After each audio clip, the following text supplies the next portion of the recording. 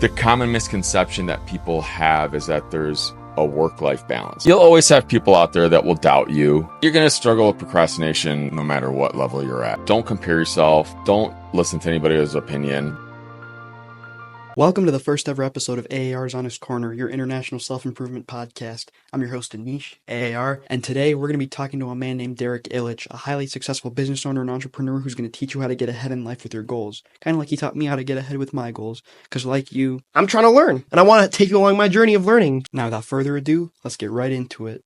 As a successful entrepreneur, how do you stay disciplined with what you do? Just practice over and over again. Start with the list of priorities and hold yourself accountable to it. So without accountability, you're not going to be able to do anything. How do you hold yourself accountable to things? Start by having an accountability partner, whether it's a spouse, a friend, a relative, writing your goals down in the morning and then visiting them at the end of the day and see if you accomplished it. Those are a couple easy ways to do it. For someone struggling with procrastination, how do you kind of get rid of that from your life? Because that's the killer of anything, really. Allowing yourself some grace. If you're going to procrastinate, give yourself a small window to do it. So let's say you have a project to work on. You're not really feeling motivated. All right, I'm going to just lay on the couch for 30 minutes. And then at 1 o'clock, I'm going to start on my project. And then that goes back to being accountable.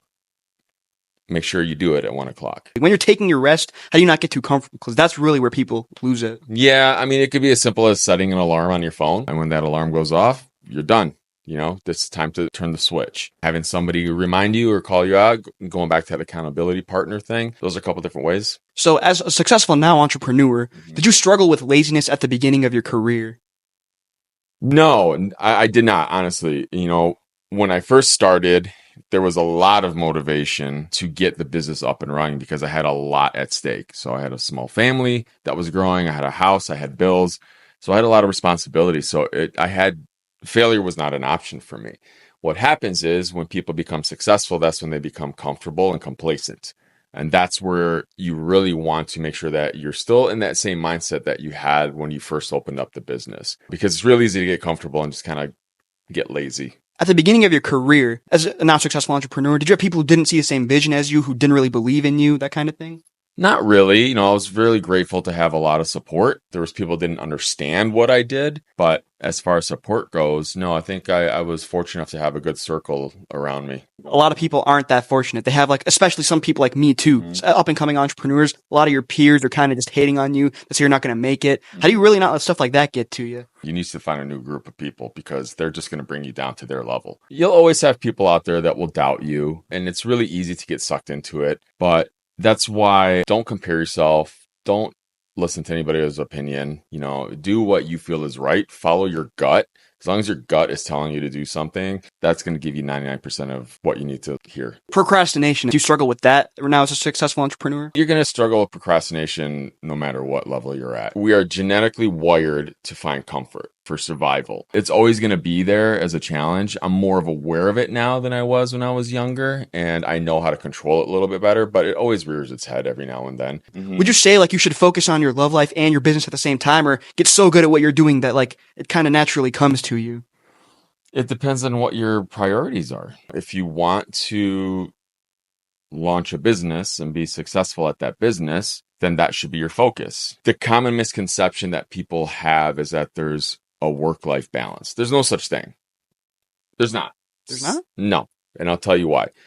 Because you're going to choose to spend your time on something, which means the other thing is going to suffer. It's not going to get the attention. So there is no balance. You're going to have to make that difficult choice. So, for example, for me, when I started my business, I chose in the beginning to work 16-hour days. I didn't have to. I could have worked 5 to 6 hour days and come home and spend time with my family, but that would just slow down the progress of my business. Now it's reversed. Now I choose to spend more time with my family and I'm not as involved in my business. Could my business be growing faster if I was back at that 16 hours a day? Most likely. But my choices and my priorities have shifted. So anytime somebody says, I want a job with a good work-life balance, there's no such thing. It's what you make of it. Would you agree that if you want to be exceptional with anything, balance is just non-existent? That's not true. There has to be balance. Nobody grinds 100% of the time. Really? No. Even you didn't do that? No, you're going to burn yourself out. It's just not sustainable. Working hard, absolutely, but you have to give yourself a break in between that as well. Otherwise, you're just going to burn yourself out, and it does nobody any good when you're burnt out. Well, taking breaks also might result in procrastination. So how do you not kind of go to that extent? Well, it goes back to your discipline, right? So, I mean, taking a break and procrastinating are two different things. Health and business, would you say that they're both equally important? There isn't one that's really better than another. There's people out there that say that. Health is extremely important because a business will come and go. Without your health, everything else is going to suffer. You can't really do anything without your health. Correct. Yeah. Businesses will fail, they'll succeed, you'll find other things, but health is the number one thing. As a now successful entrepreneur, what are some ways that you manage your stress? I exercise a lot. I take time in the morning for myself. I just make time for myself a couple times a week just to unplug and unwind. You have to find what works for you, as long as it's a productive way of releasing stress and not a harmful way, like, abusing alcohol or drugs. What's your business again? So my wife and I own 3 businesses. We own 2 staffing companies. It's an employment agency. And then we also have a retail business, a children's resale shop. How long has it been going on for now? So the staffing business we've had for 10 years, called Express Employment Professionals. And the retail business, we just acquired it last September. So almost a year, about 9 months.